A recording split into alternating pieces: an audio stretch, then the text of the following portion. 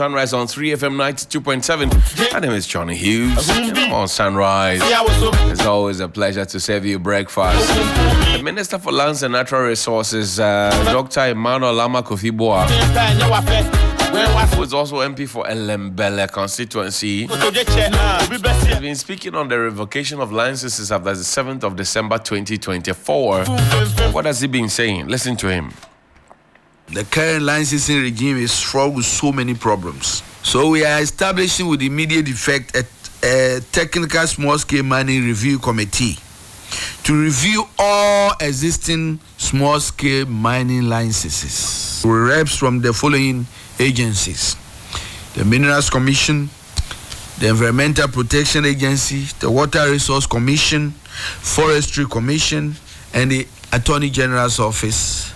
The committee is to be chaired by the Deputy Minister for Lands and Natural Resources.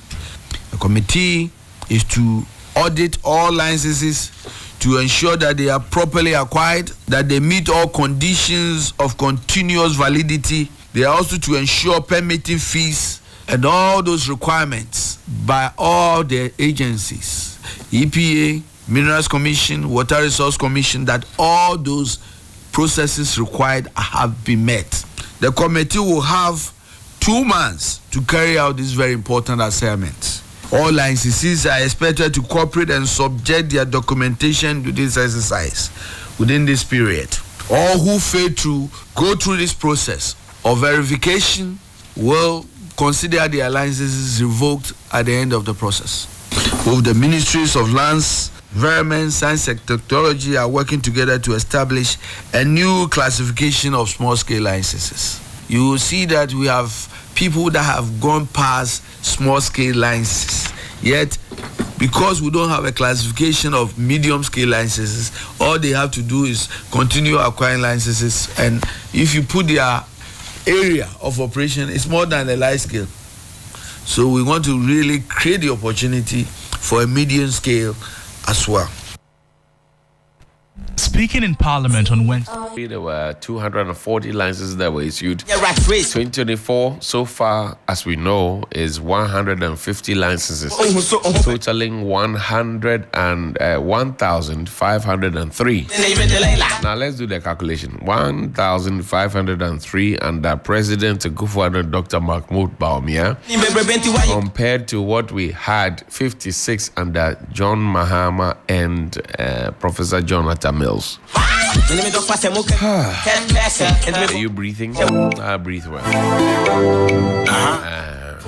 56 against 1,000 plus. Break down the mining licenses issued from 13 December to the 25th of February. Total licenses issued were 397, an average of 5 in a day. 5 in a day. Every day, 5 people get licensed. Today, go and mine. Say again. How come you didn't get one? As a go and mine. No, I'm not a miner. As a go and mine. Why are you talking like that, by the way? As a go and mine. Go and mine. Now, small-scale mining license is 55, mining leases 8, and then the support services licenses class A, B, and C 334. So the classes within the mining, yeah, I think it has to do with equipment, right? Exactly. And to what extent you can go. Yeah, and the strength of your whole gamut. Yeah. Total forest reserves in Ghana are 288. In Ghana, if you are looking for forest reserves, there are 288 of those forest reserves. Yeah. How many have been mined into? Total forest reserves invaded by illegal miners, 44. That's a lot. Out of 200 and... Can we have that number again? 288. 288. So you've done... So it's left with 244. We're just looking at numbers then. Yeah. Are we looking at the impact? Size? Mm-hmm. Right? Now, total forest reserves invaded by illegal miners are 44 out of the 288. You may see it as insignificant, but it affects the quality of water and the food that you're eating.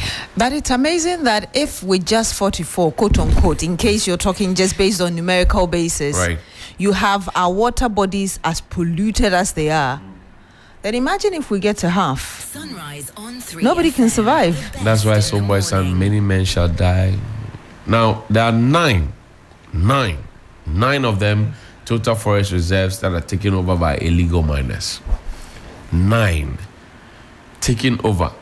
So they don't care about processes and systems and whatever it is. They are just digging. And I can tell you that if you catch them or you meet them doing it, and you try to behave like you want the right thing to be done, they can kill you. And I'm not exaggerating this because I've been to some places just on the roadside. Huge, machinery, the land, they were just on it. And they've got people standing and sitting just in open spaces so that they can see the cars that are coming from afar. Right. And before you get there, they are asking questions as to who you are, what you're doing there, and they've got weapons. Look, I'm telling you. It's not a joke. I'm telling you that in this our fight against Galamsey, or so-called fight against Galamsey, let me put it that way, we declare the persons who have been arrested. We don't go for their financiers. We don't say who imported the excavators and who did not involve. Who processed the equipment, And for then- which purpose and to where? We don't talk about guns. We don't talk about minerals. We don't talk about cash. We don't talk about lights. We don't talk about generators. We only talk about the low lives, for want of a better expression, that have been arrested. Yeah. And that's it. Yeah.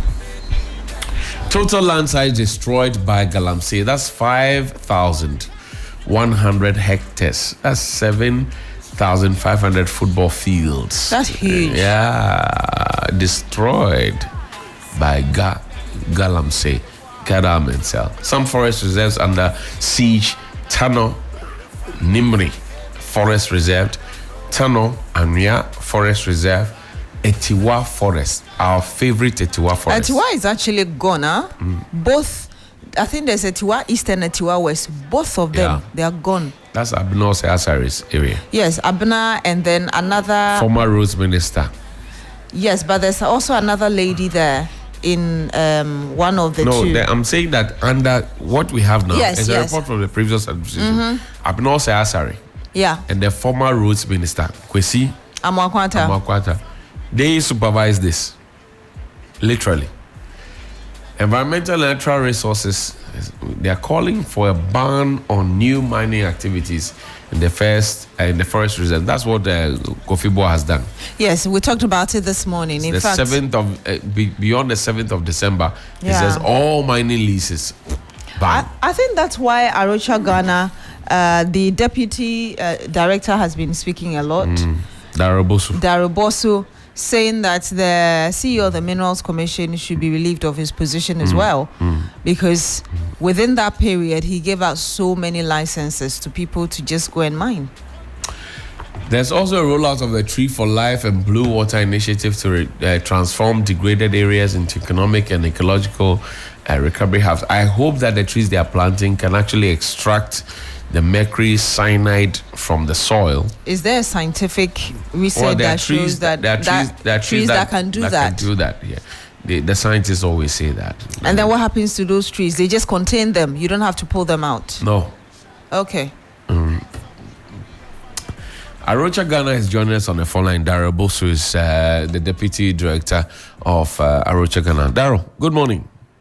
Charlie, good morning. How are you doing? I'm greater than Accra. You talk to me. Now, first, let me begin with this conversation about the minister banning all, licenses that were issued beyond 7th of December. Is he making the right choice? Well, thank you, Johnny. I think to respond to that question, we need to listen to the justification the ministry has given. And I believe that they have information that we all don't. And they are saying that due to some procedural irregularities and from their own assessment, a lot of these permits were rushed through. And you know how these things go. During the transition, when one government is voted, a new one is coming, this tends to happen. So if they have done their audit and assessment and been able to determine that, look, this is why these licenses must be revoked, and we are in complete support. We have already been very worried about how licenses have been given out so easily and so freely, sometimes without due diligence and all of that.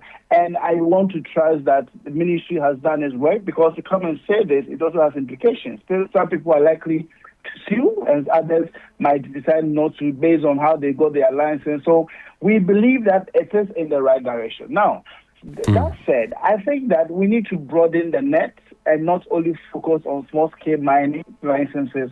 There are certain large-scale mining companies also who are giving permits to mine in our forest reserves.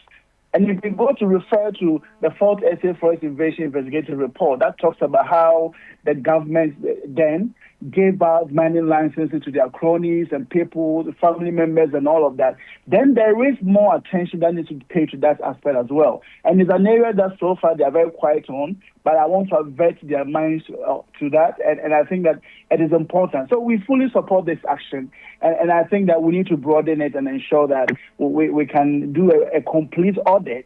And I think they have also communicated that they want to do that. So we want to see how soon that can be done, and then we can move forward and really scrutinizing the licensing regime. But Johnny, the other matter that comes to mind when you're talking about revocation of small-scale mining. Right. If we have found that some licenses are not fit for purpose and therefore need to be revoked. Now the question is, who issued those licenses? Yeah. Why is the person who issued those licenses still at post?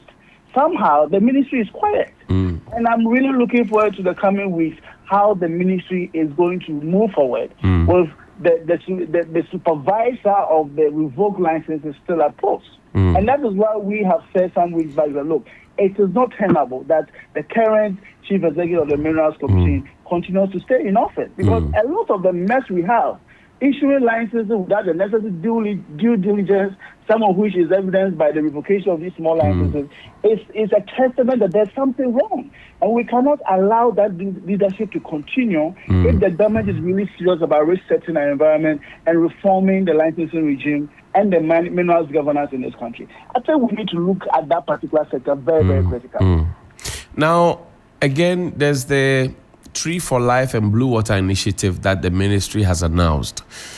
Are there trees that can really, really help us out of the degradation that we have plunged ourselves into?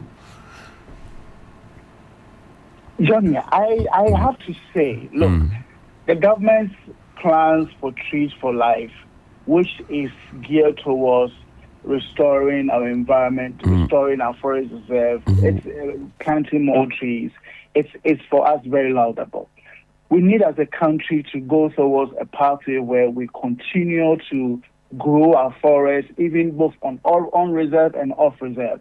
So any initiative that government is going to do that would make sure that happens is very important. Usually the problem has been the implementation. We had a very similar problem with the Green Ghana agenda by the previous administration, and we don't want to see this become one of such a program.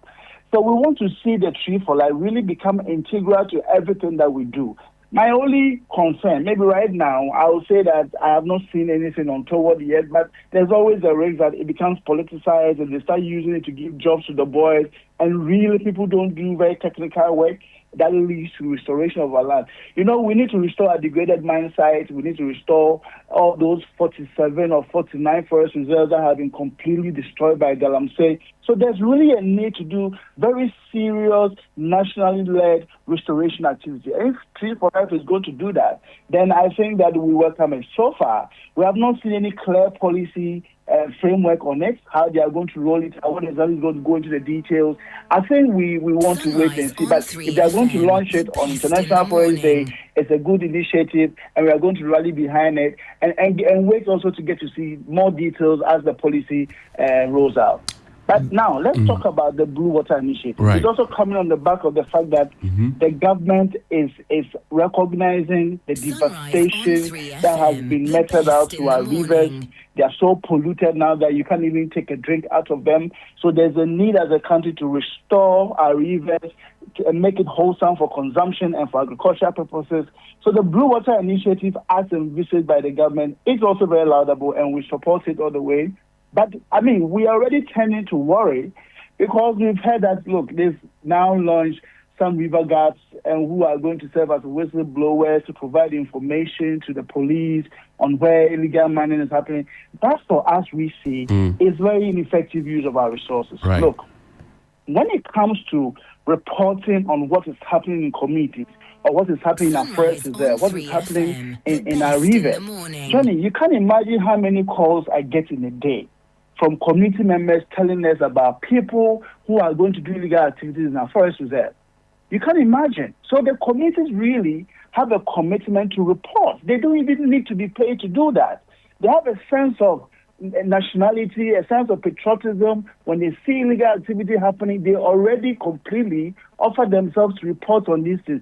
This is done by the unit committee persons, by the assembly persons, and many youth groups and women's groups in these communities. All they need to know is you sensitize and make them aware that, look, these activities destroy your forests and water bodies, and they report to you when they see something happening. The only missing link in all of this is having police on readiness and on standby to provide swift response. So if we have any resources, we believe that we need to channel it towards supporting the law enforcement agencies. The Forestry Commission, they have capacity to protect our forest reserve. Right. They have a rapid response team that is not sufficiently resourced. Right. They don't have vehicles to move around, logistics. All of this is missing. So why spend money on a whistleblower system that the community people are already doing for free? And that's the only issue we have with the Blue Water Initiative now. I know it's a bigger program, but introducing very, I would say, ineffective strategies like this will tend to water down what the whole initiative will fit to do. There's also the conversation about alternative jobs for the young people who are stuck or locked up in perpetuity in their minds regarding galamsey. How should we progress as a nation or proceed as a nation if we want to take them off the pits and then put them in recognizable jobs? The question about the issue about jobs, livelihood, is a very complex issue. But the way we see it, we think that as a country, we need to decouple the illegal mining activity from the issue of jobs. Yes, we've been made to know or believe that people are in the pits because of livelihood. But we all know a lot of the people who are in the pits is not because of what they will eat today or tomorrow. It's more because of some extra grander living condition that they want to promote, and not really because of a livelihood or sustenance issue.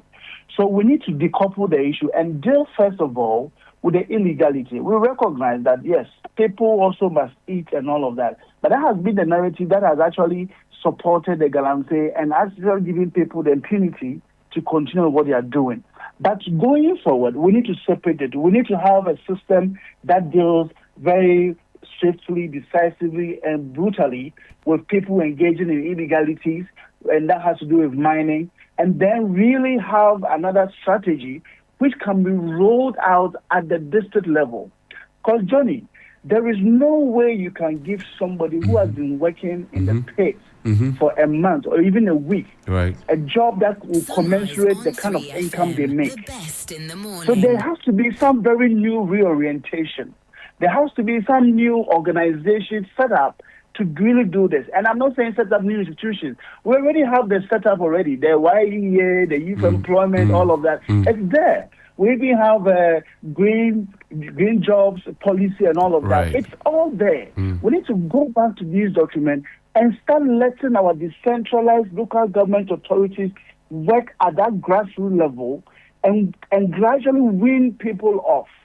Because, see, we cannot really say, look, you are doing mining, we are going to give you a job. You can't ask somebody doing mining to come and do grass cutter rearing. You can't ask them, even if you guys just go and learn some artisanal work of dressmaking or other things, they don't even want to do it. So we need to break that chain of thinking that, look, this is the only way I can make money. Illegality can never be a way to sustainably develop a nation. So if an illegal activity is what is driving and making even the state benefit, then we need to stop it. And so I think that it can be done, but we need to let people know that the two are not connected. And the state will not tolerate people engaging in illegality for the purposes of supposedly living good or getting a livelihood. That should not be countenance. There's the call for the declaration of a state of emergency where all forms of mining will be banned. What do you have to say about that? I think this call for declaration of state of emergency has been a demand from last year, very strong demand, and we fully support that. We have actually, as members of the Ghana Coalition Against Galamsey, rallied behind and supported this particular demand. It is very unfortunate the previous administration and even the current administration has not taken this demand very seriously. I think people have misconstrued what we've been asking, and people have... You have just 1 minute remaining. Sorry about that. Sorry.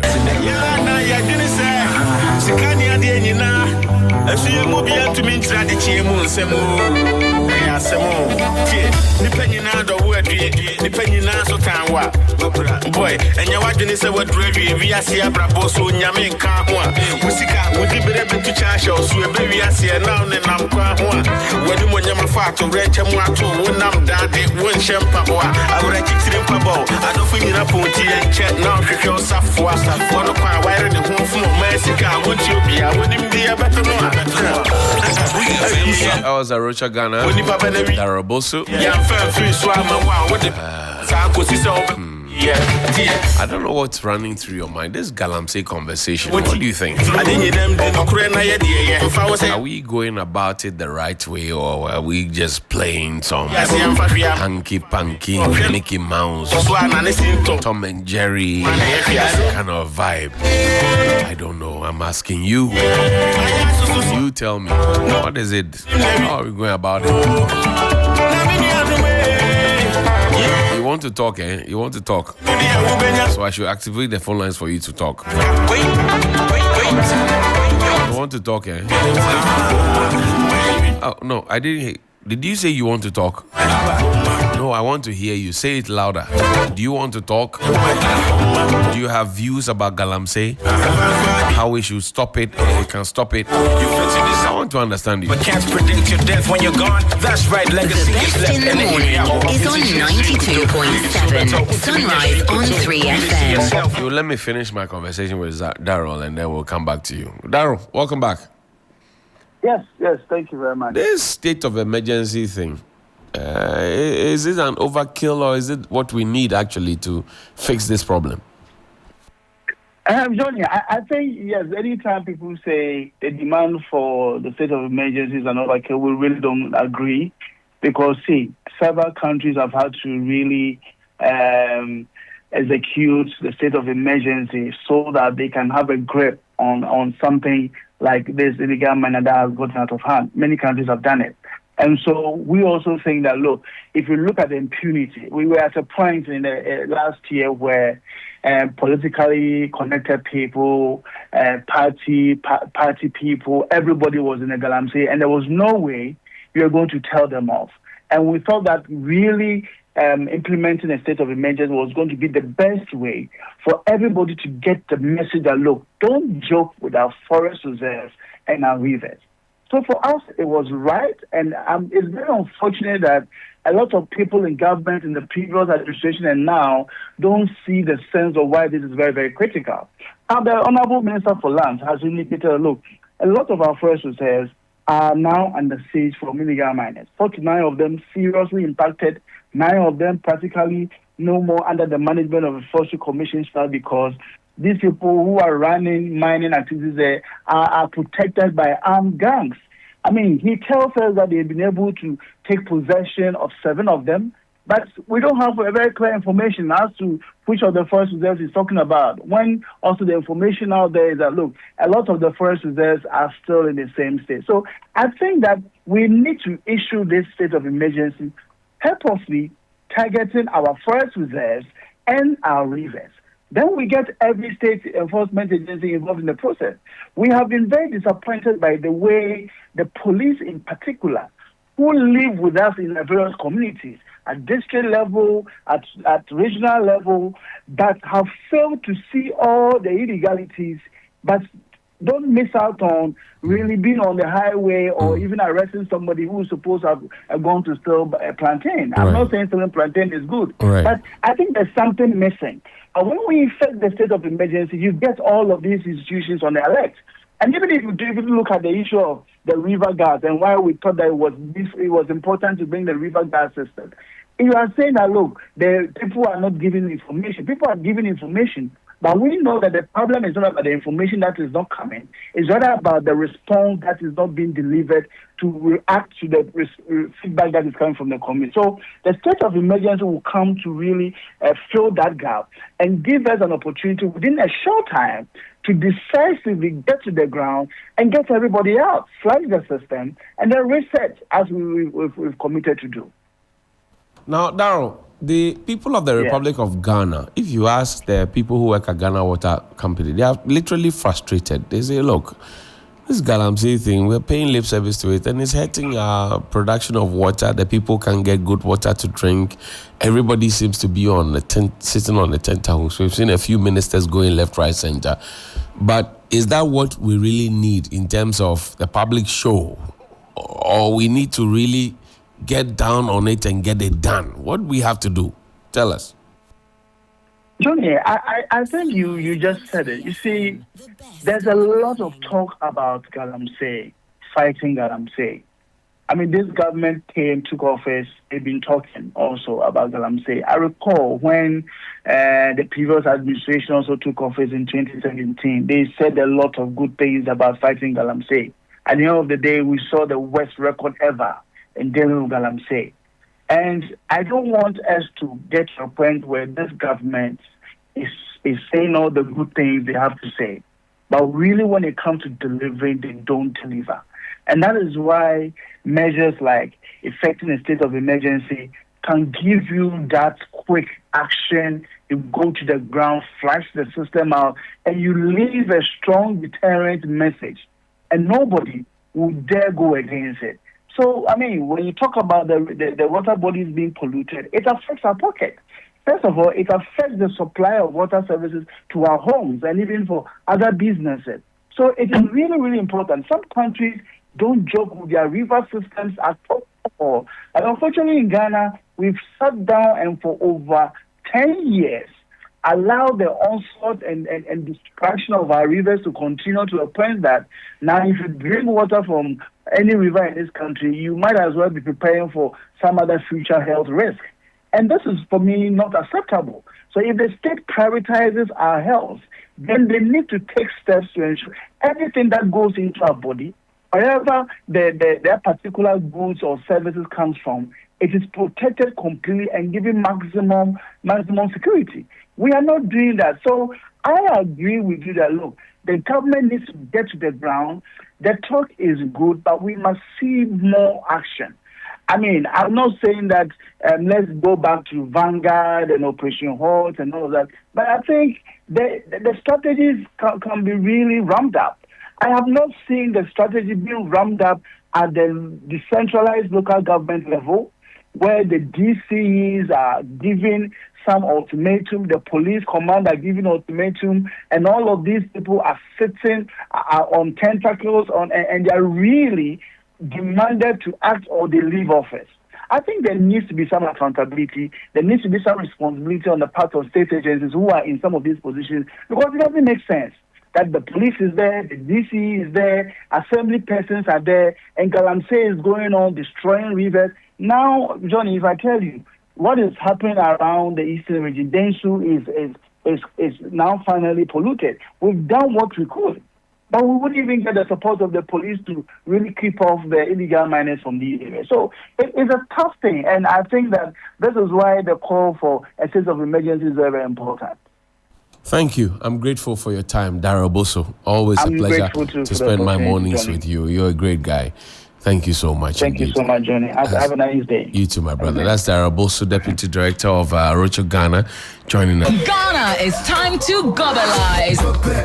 Gobe Nation and Gobe Eaters Association, it's time to assemble. Get ready for Ghana's ultimate beans-based food festival, 3FM Gobe Festival 2025. This year on the 22nd of March at Lagos City Mall, we're on a mission to celebrate all things beans from your favorite vendors. Come and immerse yourself in an electrifying atmosphere filled with great food, refreshing drinks, live band music, fun games, jama sessions, crown our king and queen of Gobe, and find out who wins Gobeathon amongst many activities. 3FM Gobe Festival on the 22nd of March at Legon City Mall from 10 a.m. If you're an interested vendor or sponsor, please call 0531 100 927 or 0532 200 927 right now. Let's get Gobelicious on the 22nd of March and make history at 3FM's Gobe Festival at Legon City Mall. It's absolutely free. 3FM Gobe Festival